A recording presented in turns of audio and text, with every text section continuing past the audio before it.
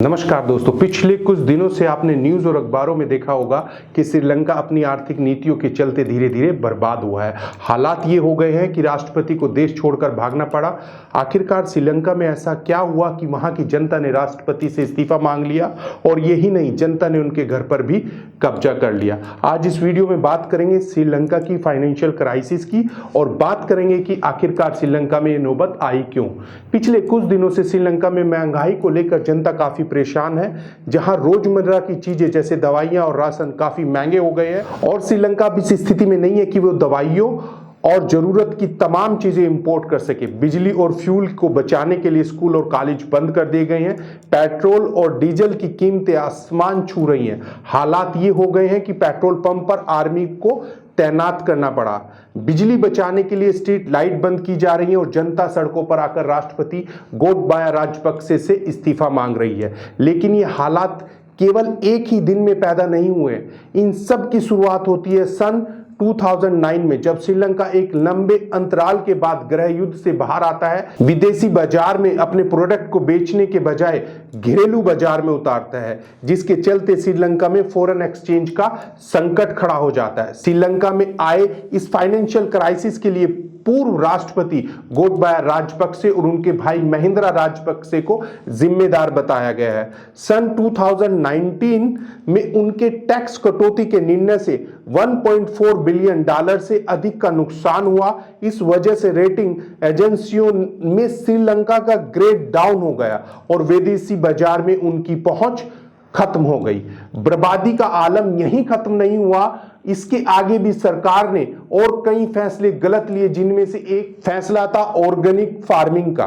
2021 में जब foreign exchange के रिवेन्यू में कमी आ गई, सरकार ने खेती के लिए बहुत अहम फैसला लिया कि खेती में केमिकल फर्टिलाइजर की जगह ऑर्गेनिक फर्टिलाइजर इस्तेमाल होंगे, जिसके चलते सारी फसल बर्बाद हो गई और यह सब हुआ केमिकल फर्टिलाइजर के प्रोडक्ट पर बैन लगाने के कारण।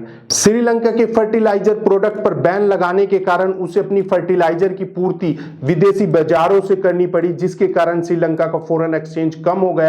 वर्ष 2022 में आई IMF इंटरनेशनल मॉनेटरी फंड की रिपोर्ट के कारण एक और नया तथ्य सामने आया कि फर्टिलाइजर प्रोडक्ट पर बैन के कारण श्रीलंका के रबड़ और चाय के प्रोडक्ट पर भी अपना असर डाल रहा है, जिसके चलते रबड़ और चाय का बिजनेस काफी कम हो गया। 2018 में राष्ट्रपति के प्रधानमंत्री को बर्खास्त करने के फैसले ने देश पर संवैधानिक संकट का बोझ डाल दिया। नतीजा यह हुआ कि देश में कई जगह बम धमाके हुए और रही सही कसर 2019 में कोरोना ने पूरी कर दी, जिसने श्रीलंका के पर्यटन उद्योग को काफी प्रभावित किया। आजादी के 74 साल बाद श्रीलंका अपने सबसे बड़े फाइनेंशियल क्राइसिस से जूझ रहा था। श्रीलंका पर अब भी $51 अरब का कर्ज है। महिंद्रा राजपक्षे को छोड़कर कैबिनेट के बाकी सभी मंत्रियों ने इस्तीफा दे दिया। इसी बीच विपक्ष के नेता संजित प्रेमदासा ने भारतीय प्रधानमंत्री मोदी से मदद की गुहार लगाई।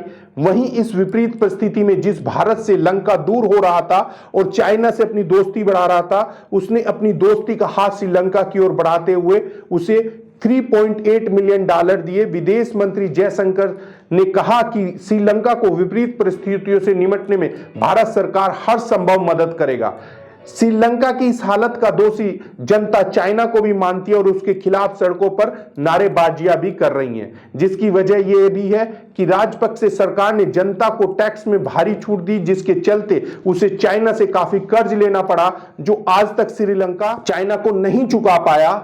चाइना की गिद्ध की नजर पहले ही श्रीलंका पर थी। हर्बन पोटा पोर्ट पहले ही चाइना को लीज पर दिया जा चुका है। इस फाइनेंशियल क्राइसिस के कारण उसे चाइना का एक प्रोजेक्ट बंद करना पड़ा और नतीजा यह हुआ कि चाइना ने उस प्रोजेक्ट की पूरी रकम के लिए कोई मोहलत भी नहीं दी।